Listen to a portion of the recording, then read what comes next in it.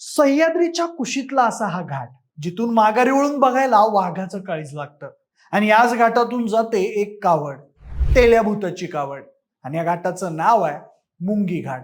मंडळी, महाराष्ट्राचं कुलदैवत आणि लाखो भाविकांचं श्रद्धास्थान असलेल्या सातारा जिल्ह्यातील शिखर शिंगणापूर येथील शंभू महादेवाची चैत्र यात्रा नुकतीच मोठ्या उत्साहात पार पडली.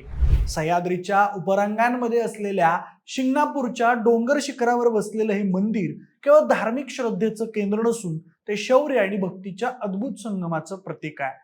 दरवर्षी चैत्र शुद्ध प्रतिपदेपासून म्हणजेच गुढीपाडव्यापासून या चैत्र यात्रेच्या विधींना सुरुवात होते आणि द्वादशीला होणाऱ्या मुंगी घाटातील थरारक कावड सोहळ्यानं या यात्रेची सांगता होते.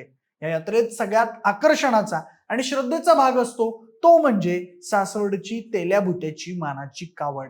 यात्रा आणि ही कावड नेमकी काय, शिखर शिंगणापूर नावाचं रहस्य काय, त्यासोबतच या कावड यात्रेबद्दलची संपूर्ण माहिती आपण या व्हिडिओच्या माध्यमातून जाणून घेणार आहोत. नमस्कार, मी प्रथमेश. तुम्हाला तर माहितीये आपला विषयच भारी, तेल्याभूत्याची कावड आणि मुंगी घाट. हा थरार आपण दरवर्षी सोशल मीडियावर म्हणा किंवा प्रत्यक्षात म्हणा पाहत असतो. ही तेल्याभूत्याची कावड काय असते तेच आधी समजून घेऊया. म्हणजे या कावडीची परंपरा अत्यंत प्राचीन आणि अंगावर शहार आणणारी आहे. सासवड येथील संत बुतोजी बुवा तेली हे शंभू महादेवाचे परमभक्त होते. असं म्हटलं जातं की साधारण 1402च्या सुमारास ही परंपरा सुरू झाली. बुतोजी बुवा तेली यांची भक्ती इतकी पराकोटीची होती की ते दरवर्षी शिंगणापूरच्या यात्रेला जाताना आपल्या घराला आग लावून निघत असत. देवाच्या कार्यासाठी निघालो आहे, आता संसाराचा ताण नको या भावनेतून ते हे पाऊल उचलत असायचे. पण आश्चर्य म्हणजे जेव्हा ते यात्रा करून परत सासवडमध्ये यायचे तेव्हा त्यांचं घर त्यांना जसंच्या तसं पाहायला मिळायचं. त्यामुळे शंकर महादेवाची प्रचिती त्यांना येऊ लागली. त्यामुळे हा साक्षात शंभू महादेवाचा चमत्कार मानला जायचा. आजही या परंपरेचा मान राखत सासवडमधून तेल्याभूत्याची कावड वाजत गाजत निघते. ही कावड लाकडी असून तिला कोणत्याही दोराचा आधार नसतो. ती केवळ संतुलन आणि भक्तीच्या जोरावर खांद्यावरून नेली जाते. मुंगी घाटासारखा अत्यंत अरुंद आणि उभा चढ असलेल्या मार्गावर ही कावड ज्या वेगानं वर नेली जाते तो प्रसंग पाहण्यासाठी लाखो भाविक गर्दी करतात. हर हर महादेव आणि महाद्या धाव महाद्या पाव या जय घोषानं संपूर्ण डोंगर दऱ्या दुमदुमून टाकतात. शिखर शिंगणापूर मंदिराच्या इतिहासाबाबत बोलायचं झालं तर सह्याद्रीच्या उपरांगेवर 1050 मीटर उंचीवर बसलेलं हे मंदिर दक्षिण कैलास म्हणून ओळखलं जातं. या स्थानाचा उगम पौराणिक कथांमध्ये सापडतो. असं म्हटलं जातं की एकदा माता पार्वती महादेवावर रुसून या डोंगरावर येऊन लपून बसल्या होत्या. त्यांना शोधत महादेव इथं आले आणि त्यांनी पार्वतीची समजूत घातली. पार्वतीला पुन्हा विरहाचं दुःख सोसावं लागू नये म्हणून त्यांनी याच ठिकाणी पुन्हा पार्वतीसोबत विवाह केला.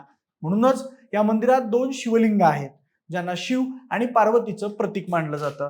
येथील यात्रेचा मुख्य सोहळा चैत्र शुद्ध अष्टमीला असतो, जेव्हा मध्यरात्री शिव पार्वतीचा हा विवाह सोहळा पारंपरिक पद्धतीने लावला जातो. ऐतिहासिक दृष्टिकोनातून पाहिलं तर शिखर शिंगणापूरचं मूळ मंदिर यादव वंशातील चक्रवर्ती सिंहणदेव महाराज यांनी 12व्या शतकात बांधलं होतं. त्यांच्याच नावावरून या गावाला शिंगणापूर असं नाव पडलं. पुढे काळाच्या ओघात मंदिराची पडझड झाली तेव्हा 1735 मध्ये छत्रपती शाहू महाराजांनी या मंदिराचा जीर्णोद्धार केला. त्यानंतर वीर सरदार बाजी गोळे यांच्या देखरेखीखाली हे भव्य बांधकाम पूर्ण झालं.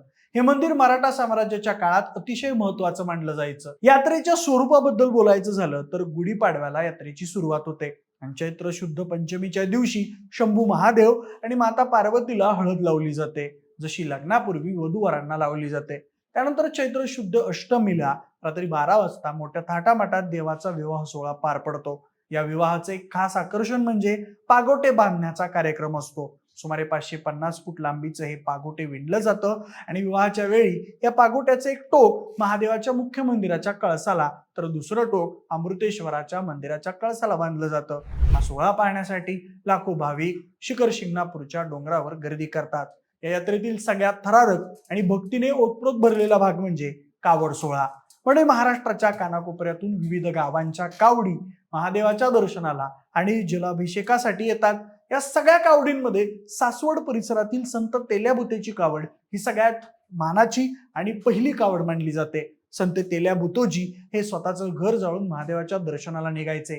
आज हीच परंपरा त्यांचे वंशज आणि सासवड पंचक्रोशीतील 5 गावांचे म्हणजेच एकतपूर, खळद, खानवडे, मुंजवडी आणि कुंभारवळण हे ग्रामस्थ तितक्याच निष्ठेनं जपतात. तेल्याभूत्याची कावड दरवर्षी चैत्रशुद्ध द्वादशीला मुंगी घाटातून वर चढते. या कावडीचं स्वरूप अतिशय भव्य असतं. त्यात पाण्याचे 2 मोठे रांजण लावलेले असतात. विशेष म्हणजे इतर सगळ्या कावडी मुंगी घाटात चढताना रस्सीचा आधार घेतात, पण तेल्याभुतेची मानाची कावड कोणत्याही दोरखंडाशिवाय केवळ माणसांच्या साखळीच्या जोरावर वर चढवली जाते. मुंगी घाट हा अतिशय अरुंद आणि उभ्या चढणीचा आहे.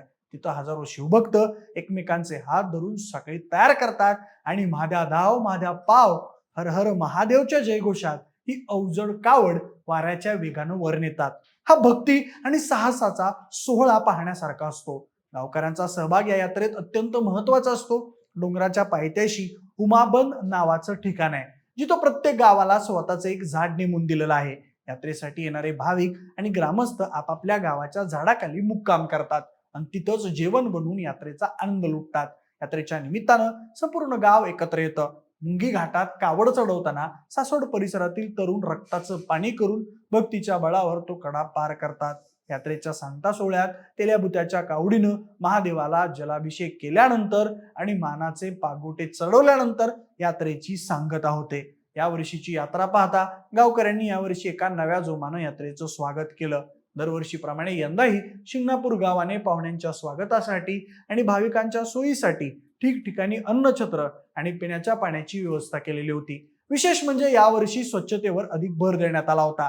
गावकऱ्यांनी स्वतःहून पुढाकार घेऊन मंदिर परिसर आणि येण्या जाण्याचे रस्ते स्वच्छ ठेवण्यासाठी विशेष पथकं तयार केली होती. यावर्षी यात्रेतील आणखी एक महत्वाची गोष्ट म्हणजे मानाच्या कावडी.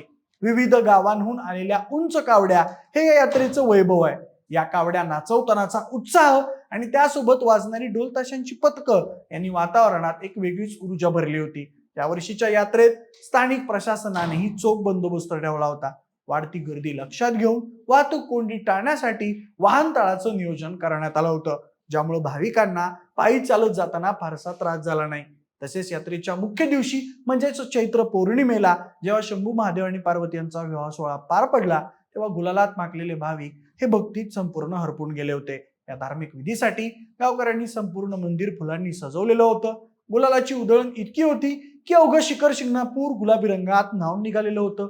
मंडई शिखर शिंगणापूरची यात्रा म्हणजे केवळ धार्मिक विधी नसून तो एक शौर्याचा, कष्टाचा आणि निष्ठेचा उत्सव आहे. तेल्याभुत्याची कावड आणि मुंगी घाटातील तो धावणारा जनसागर पाहिल्यावर महादेवाच्या जागृत देवस्थान असण्याची प्रचिती येते. हीच प्रचिती आणि परंपरा आजही तितक्याच निष्ठेनं आणि उत्साहानं जपली जाते. हेच या भूमीचं वैशिष्ट्य आहे. नुकतीच पार पडलेली यात्रा पुढच्या वर्षासाठी पुन्हा एकदा तेच चैतन्य आणि तीच ऊर्जा देऊन गेली आहे. बाकी मंडळी, तुम्हाला या शिखर शिंगणापूरच्या यात्रेबद्दल काय वाटतंय? तुम्ही मुंगी घाटातला हा थरार कधी अनुभवलाय का? याबद्दल आम्हाला कमेंट करून नक्की सांगा. सोबतच आपल्या विशेष भरच्या YouTube चॅनलला सबस्क्राईब करायला अजिबात विसरू नका. धन्यवाद.